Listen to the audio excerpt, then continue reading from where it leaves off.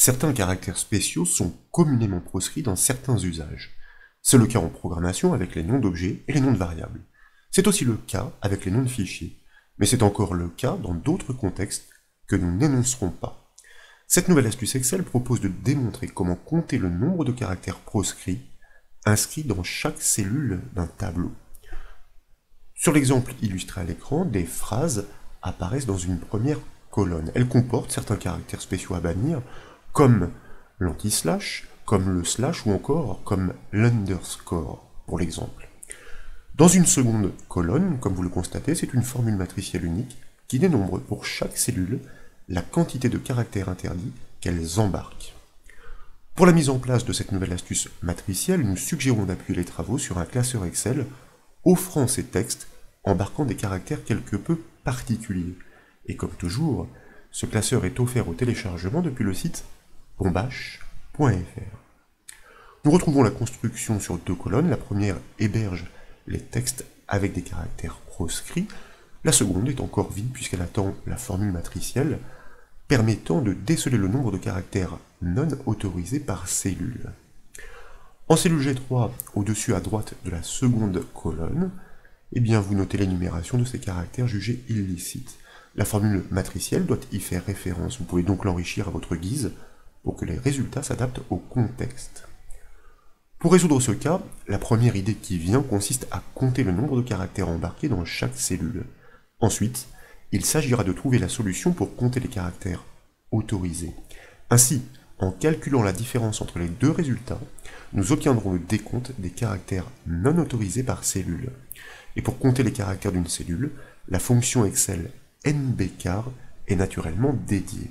Je vous invite donc à cliquer sur le premier décompte à fournir en cliquant sur sa cellule F5 et dans l'enchaînement, naturellement à taper le symbole égal pour initier la syntaxe de la formule matricielle. Et dès lors, nous allons inscrire notre fonction pour compter les caractères, comme nous l'avons dit, nbchar suivi d'une parenthèse ouvrante, pour pouvoir désigner le premier texte en cliquant sur sa cellule B5.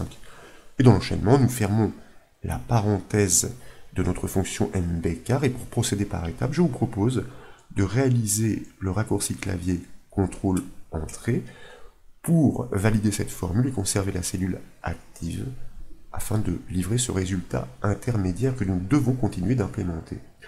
Nous constatons donc que la première cellule est composée de 50 caractères. Nous allons tâcher de retenir ce résultat. Désormais, et d'ailleurs, vous voyez que cette première cellule comporte a priori 3 caractères proscrits, donc nous devrions obtenir un résultat de 47. C'est plutôt celui-ci que nous devrions mémoriser. Désormais, nous devons donc compter les erreurs de recherche de ces caractères proscrits dans la cellule. Pour cela, nous pouvons engager la recherche matricielle avec la fonction cherche, embarquée dans la fonction logique etErreur, elle-même embarquée dans la fonction SUMPROD. La fonction SUMPROD est faite pour additionner les valeurs booléennes positives de matrices résultantes. À chaque fois qu'une recherche d'un caractère sera infructueuse, etErreur, un chiffre 1 supplémentaire apparaîtra. La somme de toutes ces erreurs de recherche produira la somme de tous les caractères valides. En retranchant ce résultat au précédent, nous obtiendrons le nombre de caractères proscrits invités dans la cellule. Je vous propose donc, si ce n'est déjà le cas, de resélectionner cette cellule F5 et dès lors de cliquer dans la barre de formule à la fin de la syntaxe, c'est-à-dire après la parenthèse fermante de la fonction nbchar. Et là, nous allons taper le symbole moins pour annoncer le retranchement à suivre. Puis, nous inscrivons notre fonction matricielle SUMPROD suivie d'une parenthèse ouvrante. Et là, je vous invite à cliquer à gauche de la barre de formule sur le petit bouton de l'assistant fonction. Il va nous aider à mieux appréhender les résultats que nous cherchons à livrer. Dès lors, dans la zone matrice 1 qui est active par défaut, je vous propose tout d'abord d'ouvrir une parenthèse pour accueillir la matrice à construire. Et là, nous allons maintenant inscrire la fonction de test d'erreur, la fonction logique, etErreur, suivie d'une parenthèse ouvrante.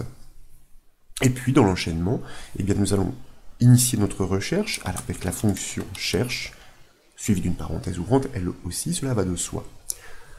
Dans ce raisonnement matriciel, c'est chaque caractère de la première cellule, B5 ici en l'occurrence, puisque nous allons raisonner chronologiquement, que nous devons rechercher dans la chaîne des caractères proscrits en cellule G3. Dès que l'un d'entre eux n'est pas trouvé, la fonction iterreur engagée sur la fonction cherche répondra positivement, construisant ainsi une matrice de valeurs booléennes à additionner. Et pour passer en revue chaque caractère, nous avons besoin de la fonction de découpe stxt avec une matrice virtuelle de position de départ en deuxième argument. Donc je vous propose d'inscrire cette fonction de découpe stxt suivie d'une parenthèse ouvrante, de désigner le texte à découper en cliquant sur sa cellule B5 de nouveau, puis de taper un point-virgule pour passer dans l'argument de la position de départ. C'est elle qui doit varier du premier au dernier caractère pour qu'il soit isolé et cherché tour à tour dans la cellule des caractères non autorisés. C'est donc ici qu'intervient la matrice des numéros faisant office de position à construire sur une longueur suffisamment importante pour que même les chaînes les plus longues soient intégralement traitées. Donc, et comme nous en avons l'habitude désormais, nous allons construire cette matrice virtuelle de numéros avec la fonction ligne, à laquelle nous allons passer, tout d'abord le chiffre 1 préfixé d'un $, 2 points pour annoncer la borne inférieure de cette matrice, et pour prévoir l'âge, et c'est une proposition, je vous propose de pousser jusqu'au nombre 200, suite à quoi nous pouvons fermer la parenthèse de la fonction ligne. Les dollars sont essentiels pour que les bornes ne varient pas avec la réplication de la formule sur les lignes du dessous. Maintenant, nous pouvons taper un point-virgule pour passer dans l'argument de la longueur de découpe. Et nous l'avons dit, nous souhaitons analyser les caractères de chaque chaîne 1 à 1. Donc, nous tapons le chiffre 1 pour ne garder qu'un seul caractère dans ce traitement récursif. Et nous pouvons fermer la parenthèse de la fonction stxt. Dès lors, nous poursuivons, nous tapons un point-virgule pour passer dans l'argument du texte de recherche de la fonction cherche, de manière à pouvoir désigner la cellule G3 des caractères proscrits, que nous figeons tout de suite avec la touche F4 du clavier. En effet, lors de la réplication, ce sont bien les caractères des cellules du dessous, c'est-à-dire toutes les phrases, qui devront être analysés, mais ils devront toujours être cherchés dans les caractères proscrits de cette cellule qui ne doit donc pas suivre le déplacement imposé par la réplication. Maintenant, nous pouvons fermer la parenthèse de la fonction cherche, nous pouvons fermer la parenthèse de la fonction iterreur, et puis nous pouvons fermer la parenthèse de notre matrice conditionnelle, ou notre matrice plutôt qui traite effectivement cette comparaison, il s'agit bien d'une matrice conditionnelle en quelque sorte, puisqu'il y a un test logique. Et comme vous pouvez le constater, l'assistant pour la fonction SUMPROD répond par une matrice de booléens. Tous les indicateurs intitulés vrais, comme c'est le cas ici, à part celui qui vient s'intercaler au beau milieu, correspondent aux emplacements des caractères qui conduisent à une erreur. Ils ne sont pas trouvés dans la cellule des caractères proscrits, donc ils sont autorisés, alors que celui-ci, voyez-vous, le quatrième, est bien un caractère proscrit, il n'y a pas d'erreur. Mais pour que la fonction SUMPROD puisse additionner ces résultats, il faut les convertir en chiffres. Et pour cela, il suffit de multiplier cette matrice par le chiffre 1 étoile 1. Et cette fois-ci, la matrice résultante répond bien par des chiffres alternant les 1 et les 0. Les 0, nous l'avons dit, identifient les positions des caractères proscrits. Et en bas à droite de la boîte de dialogue, vous notez le résultat de synthèse sur l'addition de tous ces chiffres. 47 caractères sont autorisés, la chaîne de départ, souvenez-vous, en compte 50, et nous l'avions constaté aussi avec 3 caractères proscrits. Donc nous pouvons en déduire que nous avons réussi à aboutir au bon résultat.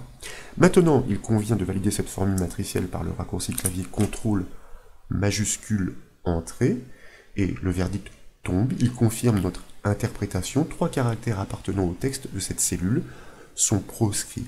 Je vous invite donc à cliquer et glisser la poignée du résultat jusqu'en bas du tableau pour constater que nous obtenons bien le décompte de tous les caractères interdits hébergés par chaque cellule. Par exemple, pour cette dernière, il y en a bien 1, puis 2, puis 3 et 4. Et nous pourrions en ajouter ici, dans cette petite liste qui énumère ces caractères proscrits. Voilà donc pour cette nouvelle astuce Excel, j'espère qu'elle vous a plu. Si c'est le cas, comme toujours, je compte sur vous pour mettre un petit j'aime à la vidéo, et comme vous le savez, vous pouvez retrouver toutes les astuces et toutes les formations sur le site bombache.fr. Je vous remercie.